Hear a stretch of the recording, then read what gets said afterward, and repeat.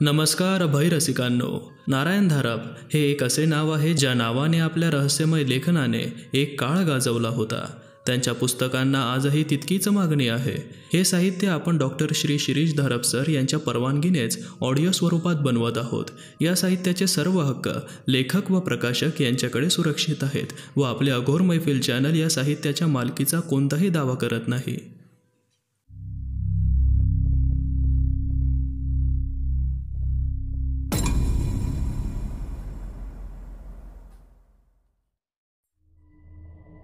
त्यांनी जेवण बाहेरच घेतलं आणि काही किरकोळ खरेदी करून ते परत आले. संध्याकाळभर विनीता सुनीलच्या हाताला मानेला स्पर्श करून पाहत होती. दुपारचा कोमटपणा गेलेला दिसला. त्याचाही मूड आता परत आला होता. फाटक उघडून ते आत आले.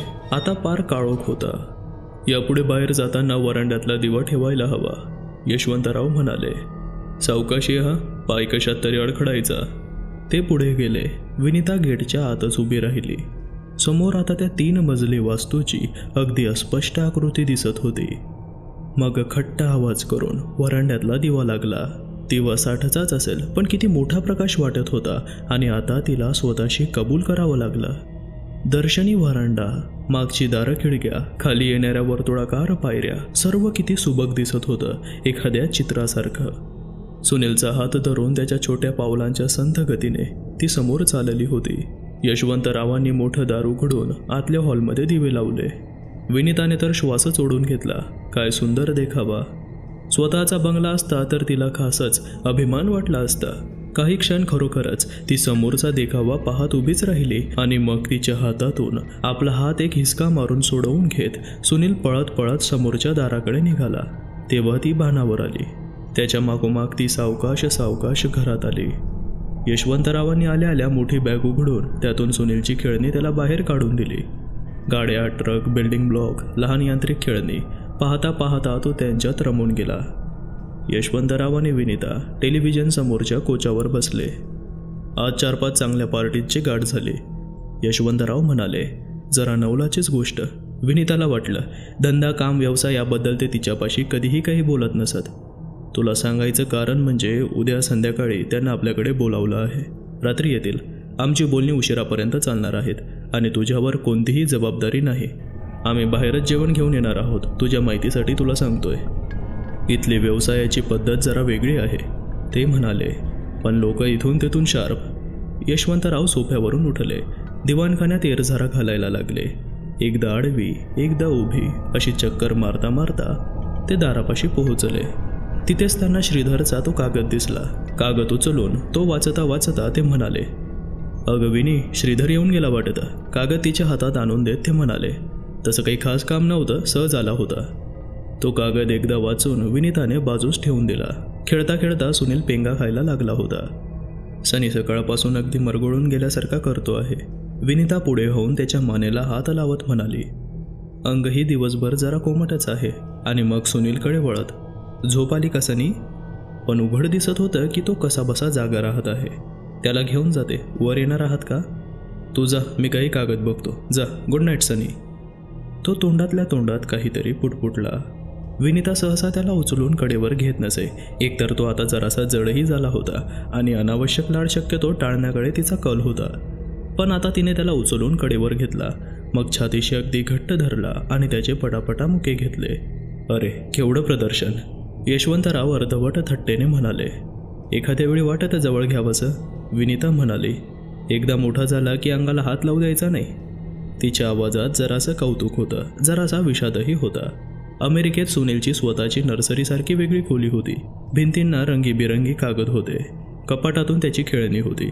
इथेही हवं असलं तर त्याच्यासाठी एक वेगळी खोली सजवता आली असती. पण या नव्या आणि अपरिचित वातावरणात त्याला एवढ्यात एकट्याला झोपू द्यायला नको असं तिला वाटत होतं. त्यांच्याच मोठ्या बेडरूममध्ये तिने त्याची झोपायची सोय केली होती. आता वर येताच तिने त्याचे बाहेरचे कपडे उतरवून ठेवले. रात्रीचे कपडे चढवले आणि त्याला कॉटवर झोपवला.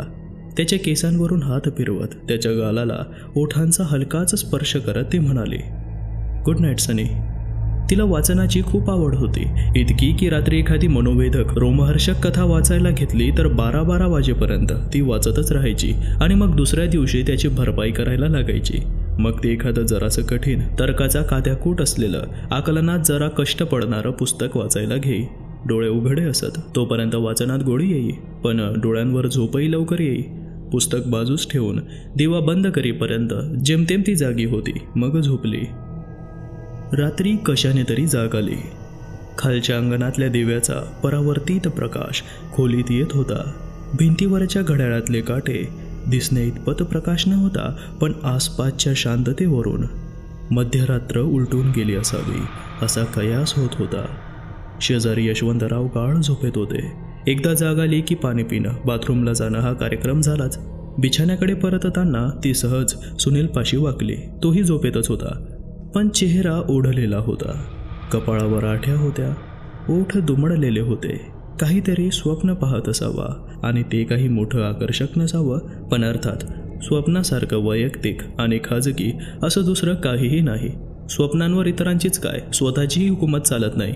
त्यांचे विषय, त्यांचा कालावधी आणि त्यांची तीव्रता सर्वच अनाकलनीय असतं. माणूस त्यांचा केवळ मूक आणि असहाय्य भागीदार असतो. पण सुनीलच्या स्वप्नाची विनीताला जरा जरी कल्पना आली असती तर ती इतकी निश्चिंत मनाने झोपायला वळलीच नसते. जिचं वर्णन सुनीलने दुसऱ्या दिवशी गोरीबाई, फेअर लेडी असं केलं होतं, ती आता 3ऱ्या मजल्याच्या दारात उभी राहून त्याला हाताने वर यायची खूण करीत होती. आणि जिन्याच्या पायथ्याशी उभ्या असलेल्या सुनीलची जिन्यावरून वर यायची मुळीच इच्छा नव्हती. खूप भीती वाटत होती. शिवाय आई रागवेल अशी त्याला भीतीही वाटत होती. तो रडणार होता. विनीताला कशाचाच अर्थ लागत नव्हता. सुनीलच्या 4-4.5 वर्षाच्या वयाच्या मानाने हे जरा विलक्षणच वाटत होतं. कोण फेअर लेडी? तिने तर त्याला काही गोष्ट सांगितली नव्हती. त्याची गोष्टींची पुस्तकंही व्यंगचित्रातल्या पात्रांची होती. बोलणारे, रागवणारे, चिडणारे, हसणारे, ससे, सिंह, कोल्हे, हत्ती इत्यादी. पण त्याचं हे स्वप्न बालिश वाटत नव्हतं. सक्ती, नाराजी, भीती यांची एक काळी किनार त्या स्वप्नाला होती. आणि तिला स्वतःला वरच्या त्या खोलीत जाणवलेली एक अतीव सौख्याची, समाधानाची भावना आठवली. दुसऱ्या सकाळी जेव्हा सुनीलचं अंग कोमट लागलं तेव्हा विनीताने तो विषय यशवंतरावांपाशी काढला. यशवंतराव मोठ्या टापटिपीचे गृहस्थ होते. त्यांच्या सामानात लहान मुलांना थंडी, पळसं, खोकला, ताप, जुलाब, उलट्या इत्यादी वर देण्यासाठी अनेक पैठण पेड्रियाटिक सिरप होती. त्यापैकी एकाचा चमचाभर डोस त्यांनी सुनीलला दिला. संध्याकाळपर्यंत ठिकाणावर आला नाही तर मग अवश्य डॉक्टरांकडे जाऊया, ते म्हणाले. सकाळी कामगार एक शिडी आणि जोडीदार घेऊन हजर झाला. त्या दोघांनी बंगल्याच्या बाहेरच्या भिंतींची सफाई, अंगणातले राडेरोडे हलवणे, वाळक्या फांद्यांना हलवणं इत्यादी कामांना सुरुवात केली. सुनील बाहेर येऊन त्यांचं काम मोठ्या कुतूहलाने पाहत होता. यशवंतराव बाहेरच्या दिवाणखान्यात काहीतरी वाचत होते. तिला वाटलं ही चांगली संधी आहे. सकाळच्या सुनीलच्या स्वप्नाच्या वर्णनाने ती जरा अस्वस्थ झालीच होती. या 3ऱ्या मजल्याच्या खोलीशी सगळं काही जोडलं असल्यासारखं वाटत होतं. मी जरा वर जाऊन येते हा, ती यशवंतरावांना म्हणाली आणि सरळ वर 3ऱ्या मजल्यापाशी पोहोचली.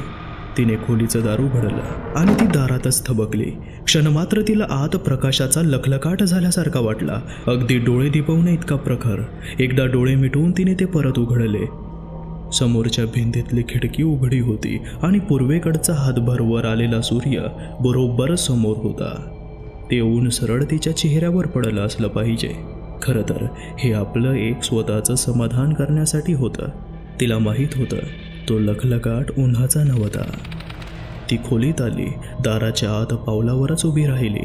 नवलाने आणि अविश्वासाने नजर खोलीभर फिरत होती. त्या कामगाराने अगदी जीव ओतून खोली साफ केली असली पाहिजे. दार खिडक्यांच्या फ्रेम चकचकीत होत्या. तावदानांच्या काचा अक्षरशः लखलखत होत्या.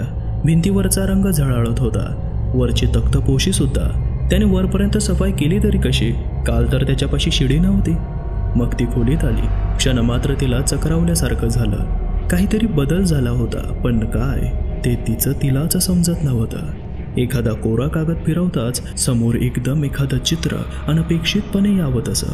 बदल होता, अनपेक्षित होता, जरासा भीतीदायक होता, पण अप्रिय खास नव्हता. पत्र्याची एखादी पट्टी एकाच कडेवर घासली की ती धारदार होते. तसंच साधी लाकडाची काडी एका अंगास तासताच अगदी अणकुचीदार व्हावी तसं. तिला कळत होतं या उपमा, दुःख, इजा अशासारख्या जराशा काळ्या रंगावर झुकलेल्या आहेत, पण त्याच तिच्या मनात येत होत्या. आता खोलीतला बदल आणण्यासारखी वाटत नव्हता, योग्यच वाटत होता. मम्मी, खालून सुनीलची हाक आली. विनिता खोलीच्या दारापाशी आली.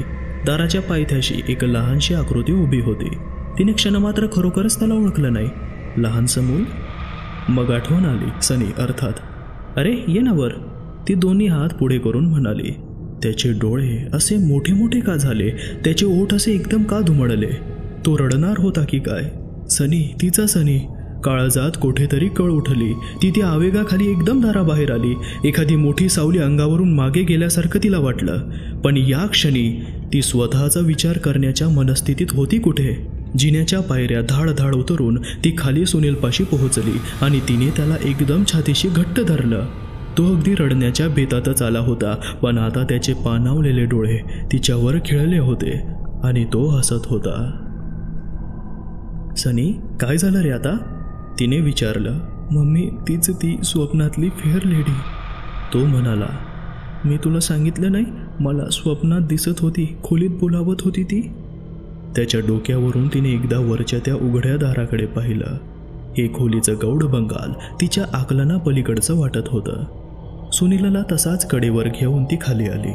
दुसऱ्या मजल्याचा जिना उतरून ती खालच्या दिवाणखान्यात आली. आसपासच्या भिंतींकडे, दार खिडक्यांकडे तिची नजर आपोआपच जात होती. सकाळच्या उन्हाने सगळीकडेच लख्ख प्रकाश होता, पण तिसऱ्या मजल्यावरच्या खोलीचा तो लखलखीत जिवंतपणा काही वेगळाच वाटत होता. हॉलमध्ये यशवंतराव नव्हते, कुठेतरी बाहेर गेलेले असणार. सुनीलला घेऊन ती बाहेरच्या अंगणात आली. उजव्या हाताच्या भिंतीला शिडी लावून दोघा कामगारांचं काम चाललं होतं. वास्तविक ही भाड्याने घेतलेली जागा. यशवंतराव त्याच्या साफसफाईसाठी एवढा खर्च का करत होते? आतला भाग स्वच्छ केला ते एक वेळ समजण्यासारखं होतं. येणाऱ्या जाणाऱ्यांच्या नजरांना जागा सुंदर, स्वच्छ, आकर्षक, टापटिपीची दिसायला हवी हे तिला समजत होतं. सकाळी ती वरच्या मजल्यावर गेली तेव्हा सुनील इथेच बागेत कामगारांचं काम पाहत होता. तो एकदम वर तिसऱ्या मजल्याच्या जिन्यापर्यंत कशासाठी आला होता? हॉलमध्ये यशवंतराव असतील, त्यांच्याकडे तो का नाही गेला? पण आता त्याला ते प्रश्न विचारायचे नव्हते. त्याचा तो घाबरलेला, रडवेला चेहरा सतत तिच्या डोळ्यांसमोर येत होता. यशवंतराव 1च्या सुमारास परत आले. येताना त्यांनी ड्रिंकच्या बाटल्या आणल्या होत्या. संध्याकाळी त्यांच्याकडे कोणी येणार होते. त्या पार्टीची ती तयारी होती. जेवायला सुनील त्यांच्याबरोबरच बसला. त्याचं जेवण होऊन तो बाहेर खेळायला जाईपर्यंत विनिता काहीच बोलली नाही. बोलायला तिला जरासा धीरच करावा लागला. यश, आपण या घरात राहायला आलो हे बरोबर केलं का? बरोबर म्हणजे? सनीच्या दृष्टीने म्हणते, जरा एकाकीच नाही का?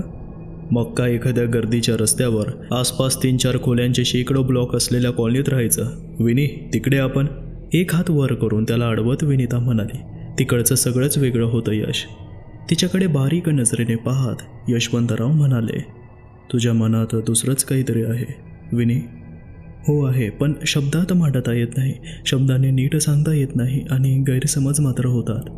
ठीक आहे, प्रयत्न तर कर. सनी इथे हॅपी नाही आहे. आणि तू कसं काय सांगू शकतेस?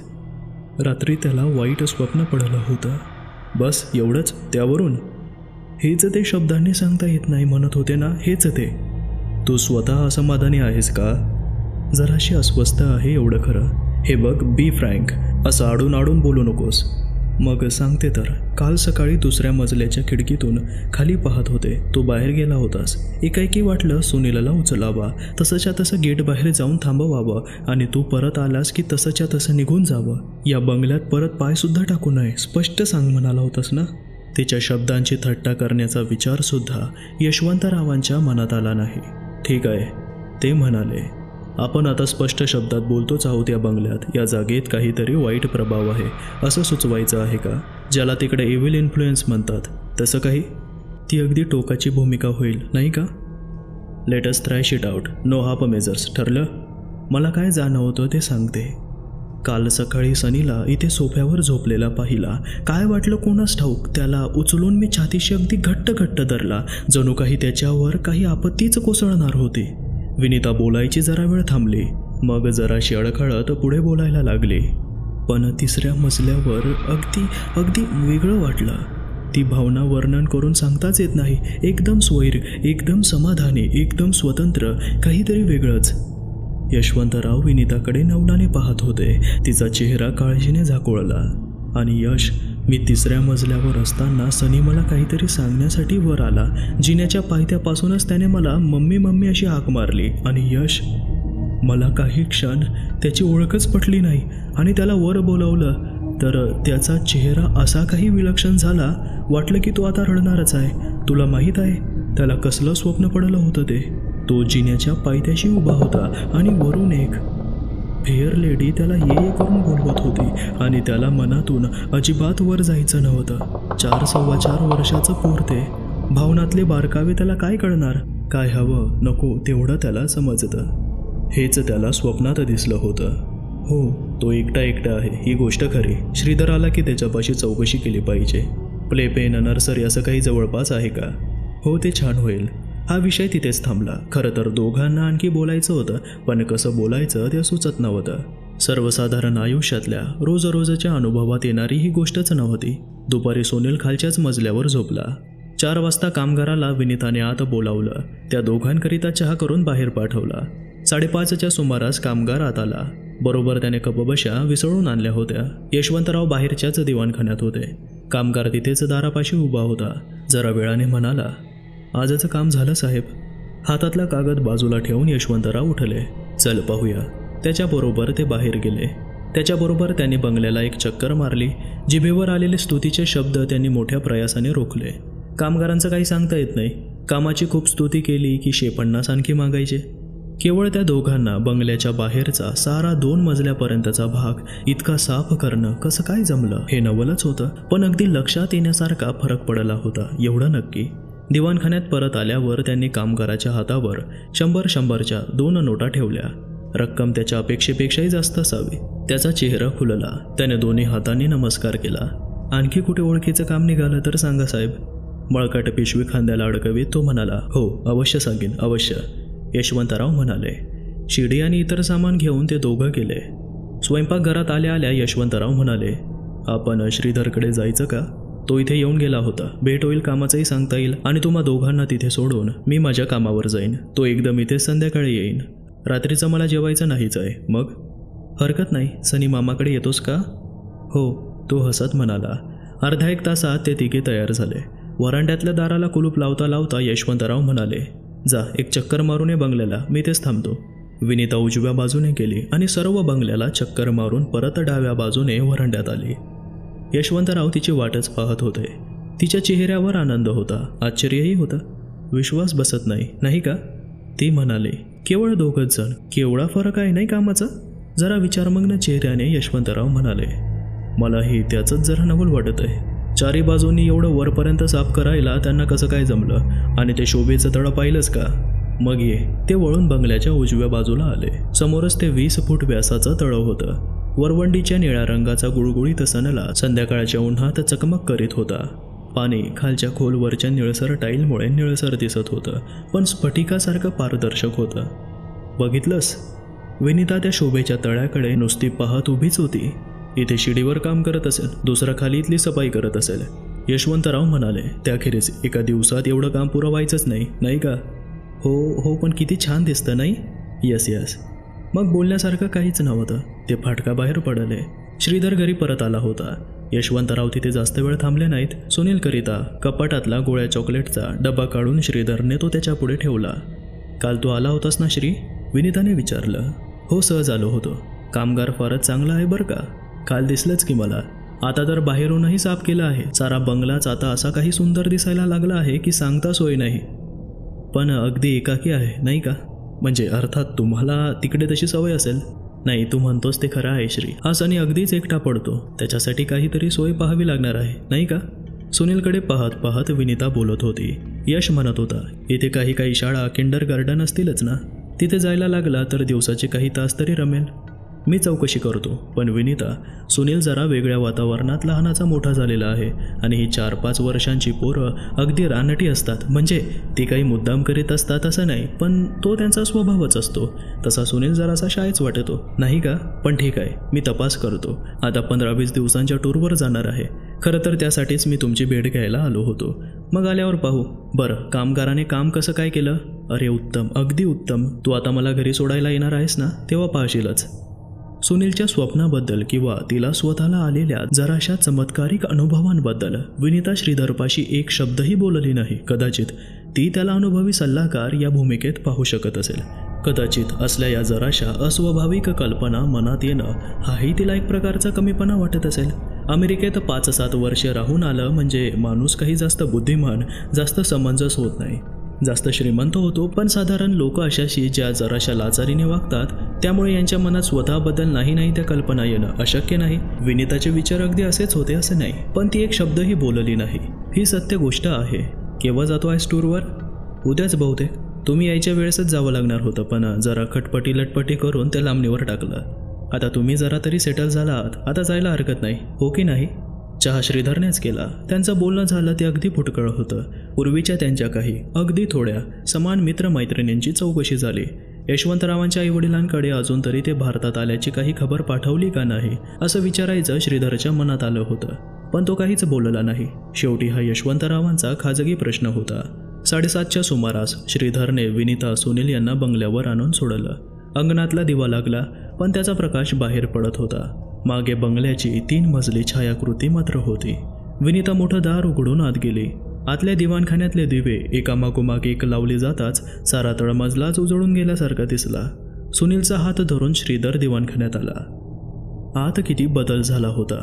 धुळीने जळमटाने माखलेली अंधारी जागा आता सर्वत्र नजर खिळवून ठेवणारी लखलखीत स्वच्छता होती. कामगाराने काम व्यवस्थित केलं की नाही हे विचारायची आवश्यकताच नव्हती. प्रत्यक्ष पुरावाच समोर होता. पळत पळत पुढे जाऊन सुनीलने टीव्ही सुरू केला. यवनापासूनच तो रेसलिंग आणि कार्टून चॅनल पाहण्यात रमायला लागला होता. अगदी पोहोचताच परत निघायला नको म्हणून श्रीधर हॉलमधल्या मोठ्या कोचावर बसला. विनीताही त्याच्याजवळ येऊन बसली. यशवंतराव? श्रीधरने विचारलं. बाहेरच कोणाबरोबर तरी जेवण घेणार आहेत आणि मग त्यांचा ग्रुपच इथे येणार आहे. धंद्याच्या गोष्टी असतील, बसतील रात्री उशिरापर्यंत. काही निश्चित झालं का? यशाचं? तसा गेल्या काही 3-4 दिवसात सारखा भेटतो आहे. शेकड्यांनी फोन चालले आहेत, पण त्याची स्वतःची खात्री पटल्याशिवाय तो काहीही निर्णय घेणार नाही. आणि 3-4 महिन्यात मनासारखं काही जमलं नाही तर परत स्टेटस आहेतच. हो ते एक आहे म्हणा. श्री? विनीता काहीतरी बोलणार होती, पण गप्प बसली. काय? काही नाही. अगं सांग ना. काही नाही.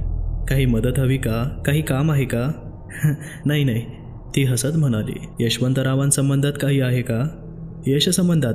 अरे अजिबात नाही. हे बघ विनीता, 7-8 वर्षांनी तू हिंदुस्थानात परत आली आहेस. इथे सगळीकडे खूप बदल झाला आहे. काही अडचण आली असली, काही प्रॉब्लेम असला तर सांगायला संकोच करू नकोस. ही तुझी टूर किती दिवसांची आहे? 15 दिवस म्हणतात, पण काही नक्की नाही. कधी जास्तही राहावं लागतं. एकदा तर 1.5-2 महिने परत येता आलं नाही. एवढंच वाटलं होतं. आम्ही आल्या ही फिरती निघाली नसती तर छान झालं असतं. बस एवढंच. मग कॅन्सल करू का?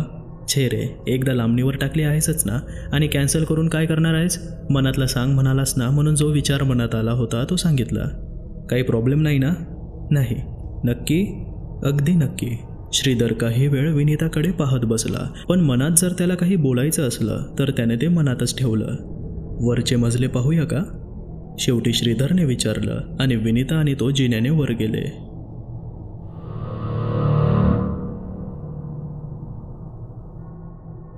मित्रांनो, हे साहित्य ऑडिओ स्वरूपात बनवण्यासाठी आम्हाला खूप मेहनत घ्यावी लागते. त्याचा मोबदला म्हणून तुमचा एक लाईक, एक कमेंट, एक सबस्क्राईब आमच्यासाठी आणखी नवनवीन भयकथा तुमच्या पुढे सादर करण्यास नक्कीच प्रोत्साहन देईल.